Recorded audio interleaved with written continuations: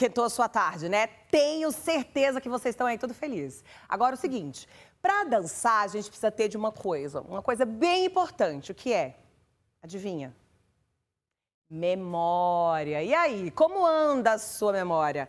E para falar sobre esse tema, eu vou chamar a doutora Francine Mendonça, que ela tem um quadro, vocês já sabem, né? Toda quinta-feira, um quadro Entendendo o Cérebro, e hoje ela vai falar de memória. E ela não está sozinha, está com o neurologista, doutor Diogo. E no final, gente, eles vão mostrar que tem boa memória, vão aqui fazer a coreografia com a gente. Não é isso, doutora Francine? Olha que ela já está desafiando aí, hein? Desafiando a memória, né, Gi? Olha, boa tarde para todos vocês. Hoje nós temos um convidado especial, neurologista, doutor Diogo Haddad, não é? Que é coordenador do Centro de Cognição do Hospital Santa Casa São Paulo e também coordenador do Núcleo de Memória, não é? Do Hospital Oswaldo Cruz. Ele vai falar um pouquinho sobre esses esquecimentos que vocês vêm queixando no consultório. Doutora, meu chefe me fala uma coisa, daqui a pouco eu estou esquecendo, preciso anotar. O que é que está acontecendo comigo? Será que tem alguma relação com a Covid-19? Né? Vem piorando essas queixas nessa pandemia, né? Nesse pós, enfim. Hoje nós vamos falar sobre esse assunto. Seja bem-vindo. Muito obrigado, Fran. Delícia estar aqui com vocês, um prazerzão estar aqui. E principalmente para falar de um tema que é tão em voga, né? Como a gente ouve tantas queixas de memória, né? Acho que o pessoal em casa, quando a gente conversa de memória, todo mundo tem alguma queixa específica, todo mundo tem alguma reclamação para fazer, por isso que trazer esse tema aqui é muito legal e poder falar com vocês vai ser um prazer. Exatamente, mas antes, roda a vinheta.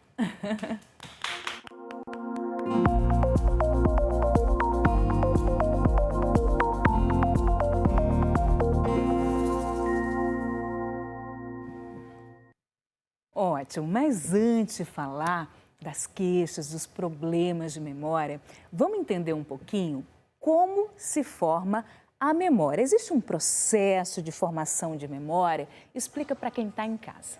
Isso é super importante, né, Fran? Porque, assim, durante muito tempo, a nossa ideia de memória é justamente isso. Ou eu lembro de algo, isso entra no meu cérebro, ou eu esqueci aquilo muito rápido.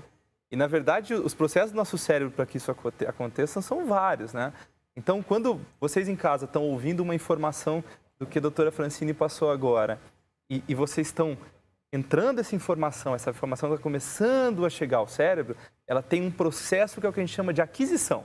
É a entrada da nossa informação dentro do cérebro. Tá. A partir desse momento, nós temos uma área específica no cérebro que é o que controla se essa informação vai ser mandada embora daqui a pouco ou se essa informação é interessante o suficiente. Por isso que tem gente que amanhã vai lembrar que nosso papo aqui foi sobre memória, tem gente que amanhã vai falar, opa, teve alguma coisa, mas eu já não lembro o quê. Tá. Porque justamente o cérebro dele mandou embora uma informação. E algumas pessoas vão lembrar daqui muito tempo que tivemos aqui um assunto sobre memória. Ou seja, para algumas pessoas, essa informação do que a gente está conversando aqui hoje vai ser consolidada. E tem realmente cada uma dessas áreas do cérebro. Interessante também porque todo mundo lembra de memória sempre de lembrar um fato. Né? Você lembra de memória quando você lembra de alguma coisa da sua vida, de alguma coisa que você passou. E, na verdade, hoje a gente sabe que existem vários tipos de memória. Existem memórias que são essas declarativas, que são justamente memórias que você consegue contar de um fato, de um episódio. Mas existem memórias que são não declarativas. Por exemplo, andar de bicicleta? Exatamente, né? E o mais interessante é que essas memórias mudam. Porque quando você começou a dirigir um carro, por exemplo, você lembrava de como seu instrutor te ensinou a fazer uma baliza. Hoje, você antes tinha uma memória episódica declarativa, hoje você só faz automaticamente. Então você tem uma memória que já não é mais declarativa. Isso é muito legal. Muito legal. Então, existem tipos, não é? Vários. E existe um processo de formação de memória. Pelo que você está colocando, a aquisição, a consolidação, não é? Então, a coisa é mais complexa, né, Diogo? Você fala de aprender a dirigir, né? Então, quando a gente está aprendendo, o que acontece? Muitas vezes ninguém pode falar, né? Porque a gente está nessa memória declarativa, a gente precisa estar lembrando disso. Depois automatiza que a gente está dirigindo, conversando, pensando, né? Exatamente. E tem algumas outras que você nem sabe o porquê você está lembrando, né? Então, o comum, existem algumas memórias que a gente chama de priming, são perfis de memória, por exemplo, estava chovendo agora há pouco. E aí a pessoa sai na chuva, sente o cheiro da chuva, da terra molhada e lembra do seu avô que você tinha no interior de Minas. Fala, por que o cheiro de alguma coisa lembrou do meu avô lá do outro lado? Porque o seu cérebro consegue fazer associações de memória com várias outras coisas. Isso é muito legal. Pessoas, né? Isso é muito interessante. Excelente. Então, mas me diga uma coisa. Eu, como neurologista, né, a gente aqui no consultório, cada vez mais, independente de idade, viu? Vem queixa sobre esquecimento. Então, tem vários jovens chegando, doutora, eu estou com dificuldade no meu trabalho, estou precisando anotar tudo, meu chefe está reclamando. E isso piorou após a minha infecção pela Covid-19. Então, eu queria saber de você, Diogo, realmente existe essa associação da piora de memória com a infecção pela Covid-19? A verdade é que existe. A verdade é que existe. Hoje a gente já sabe disso muito bem. O Covid, e não é apenas o Covid, mas muitos vírus, eles são neurotrópicos, eles têm essa facilidade de chegar perto do cérebro e de comprometê-lo de alguma maneira. O Covid tem uma característica que realmente acelera essa perda de memória ou de algum momento faz com que isso seja mais difícil de você ter atenção suficiente nas coisas. Só que hoje a gente tem muito conhecimento sobre a área. Passada essa pandemia toda, a gente estudou muito sobre isso, existiram grandes estudos, nós mesmos no Brasil participamos de muitos desses estudos. E é legal que hoje a gente sabe que não é simplesmente memória, mas várias outras áreas cognitivas são afetadas. E uma coisa para deixar o pessoal de casa mais tranquilo, talvez, é que a grande maioria vai retornar. Mas talvez o grande ponto de dica para quem teve o Covid é justamente como você volta às suas atividades habituais. Porque hoje a gente já consegue falar que pessoas que têm um trabalho muito pesado, a gente se inclui normalmente nessa, como médicos neurologistas, e que tiveram Covid e, na sequência, voltam no trabalho na mesma pegada, na mesma intensidade, a intensidade muito grande desse trabalho, desse retorno, faz com que se tenha uma piora de cara. Então, é a mesma situação da pessoa que quebrou a perna. Você não vai voltar a sair correndo na sequência. Por que você não faz isso no seu cérebro? Por que você não tem um tempo de reabilitação cognitiva igual você tem um tempo de reabilitação motora? Mas a gente não conversa disso, né? E no Covid isso é extremamente importante. Então, você tem indicado, você já colocou a dica que é interessante um retorno paulatino às suas atividades prévias. Então, já fica a dica para vocês. Mas existe um profissional que possa fazer uma reabilitação cognitiva? Você tem encaminhado esses pacientes ou tem pedido algum exame específico para esses pacientes pós-Covid? Olha, Fran, depende muito, né? Depende muito de cada caso. E eu acho que aí entra uma coisa que é super legal de falarmos para o pessoal. Que é assim, se você tem uma queixa, procure um especialista, procure um profissional. Porque, por mais que a gente saiba que muitos desses vão voltar a como era e vão ter um tempo, talvez até longo, mas conseguem retornar, alguns podem ter tido realmente um déficit. Então, fazer os exames muitas vezes não só de imagem, mas fazer exames clínicos, ter uma consulta, organizar, entender se esse paciente pode ser indicado para uma reabilitação cognitiva, passar com um profissional, com um neuropsicólogo, ou mesmo com um psicólogo preparado, entender se tem outras coisas que você possa fazer, mesmo terapeutas ocupacionais também têm um trabalho muito legal com isso. Se você tiver a oportunidade, ok. E se em algum momento a gente achar que vale a pena seguir a investigação, entender se existe alguma lesão que possa ter causado, nada melhor do que estar com um profissional do lado. Excelente, muito bom. Outra coisa, muitas pessoas também têm a questão da insônia, né? E muitas delas usam o tal do... Vou colocar o nome comercial aqui, o Rivotril, o Zolpidem, né? Enfim, vocês conhecem. Existe relação, primeiro, da insônia de quem dorme mal com perda de memória? E existe relação com essas medicações também? Quem está usando de longo prazo piora? E depois a gente vai ter uma perguntinha da Gia ali. Mas primeiro, perfeito. Vamos lá. E vamos por partes. Ó. Primeiro, falar sobre insônia com certeza é um problema para a memória. Tá? E principalmente pensando da seguinte forma. No momento do sono, principalmente quando a gente conversa de fases do sono, né?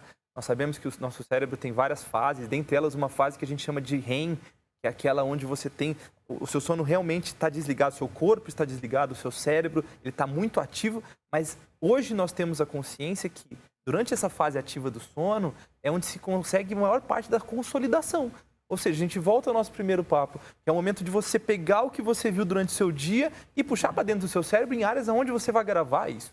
Então, esse momento do sono é extremamente importante. Então, você ter uma insônia ou você ter um sono inadequado, com certeza prejudica a memória.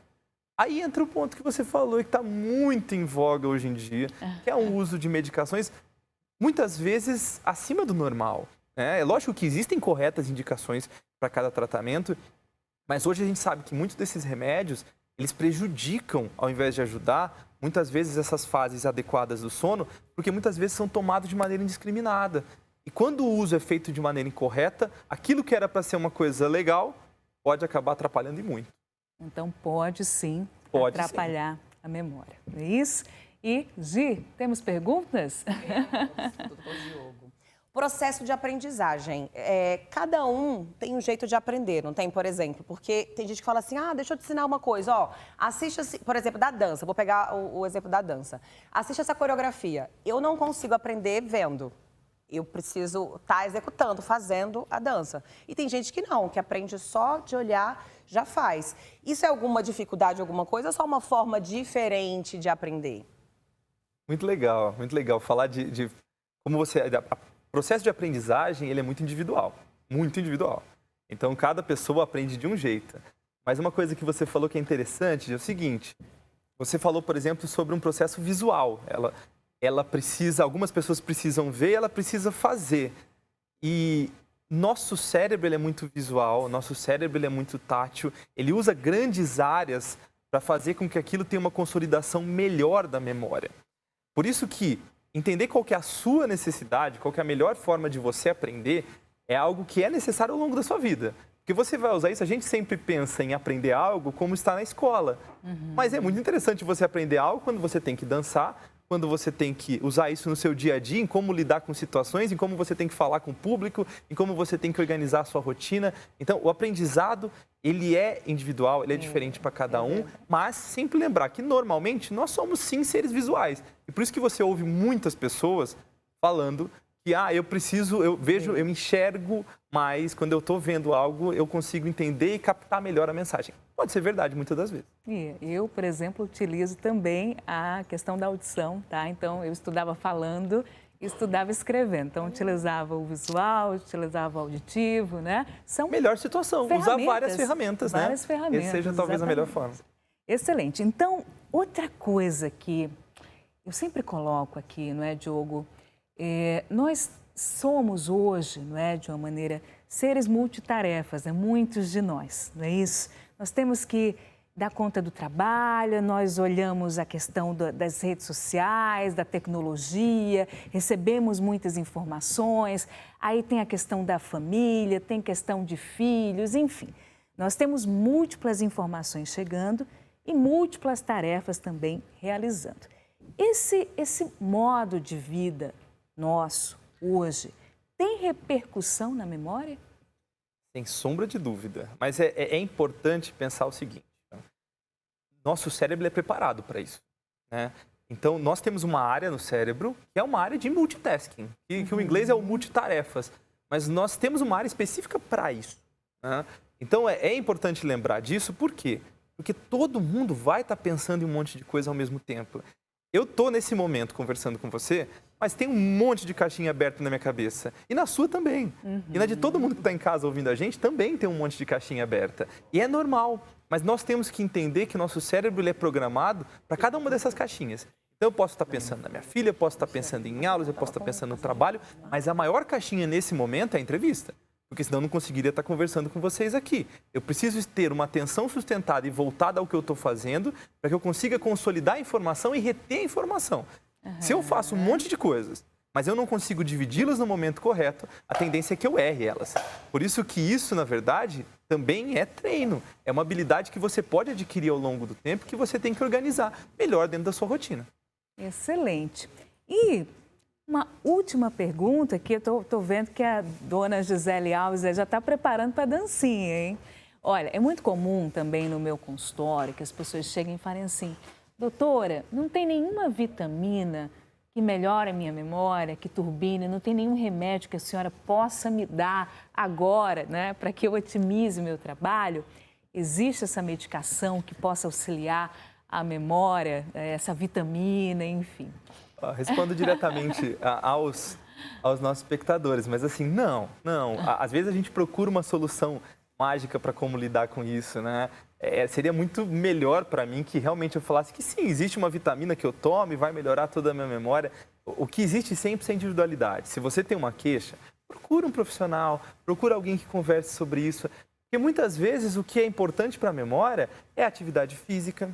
Muitas vezes o que é importante para a memória é a gente ter um estímulo cognitivo adequado, é ter uma reserva cognitiva adequada, não necessariamente só formal de aprendizado, mas com várias coisas que você faz ao longo do dia. Quando você fala reserva cognitiva, exemplifica para as pessoas. Por exemplo, você está aprendendo coisas novas recentemente? Quando foi a última vez que você fez um curso? Quando foi a última vez que você viu algo diferente? Quando foi a última vez que você saiu da sua rotina? Porque é comum nós entrarmos numa rotina e ficarmos nela. E o seu cérebro só vai ter aprendizado de coisas novas conforme ele for realmente estimulado. Isso não precisa ser para o paciente idoso, isso é para a nossa rotina.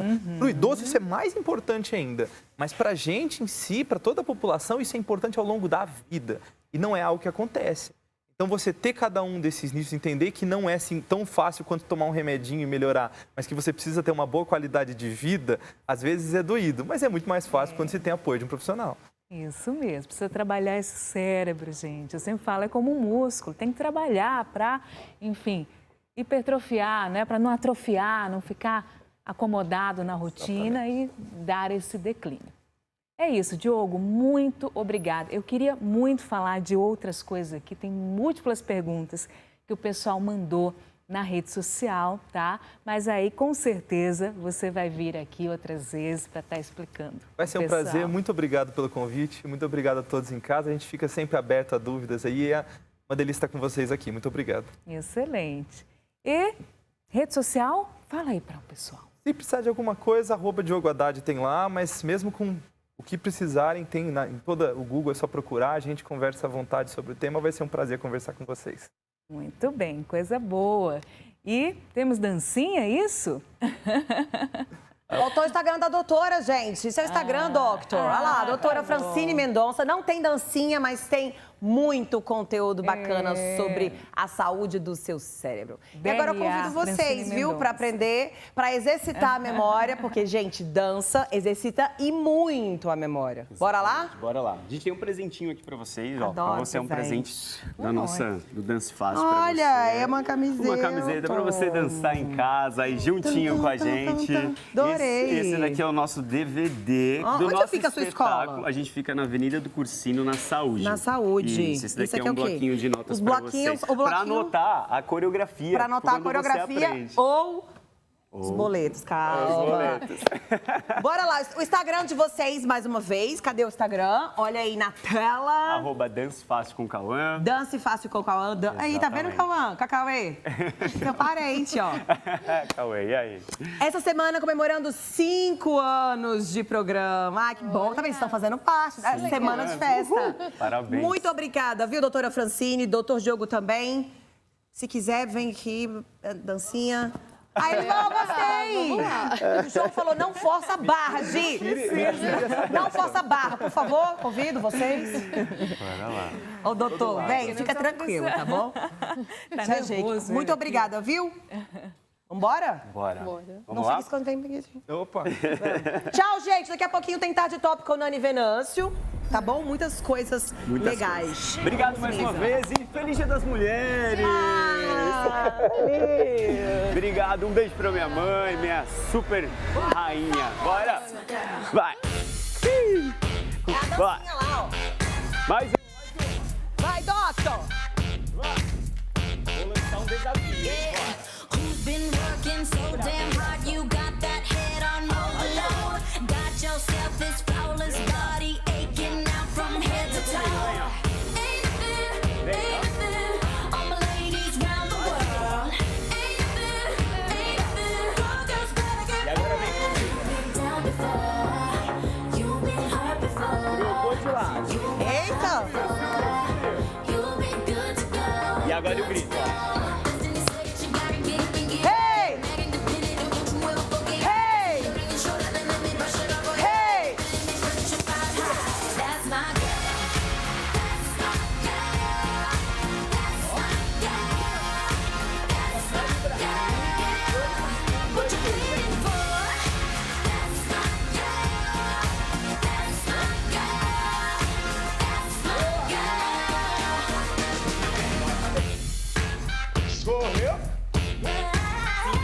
cintura. Not if you've been played by every boo, just trying to show you off. Thought he was the best you ever had until he Desfila caught you comigo.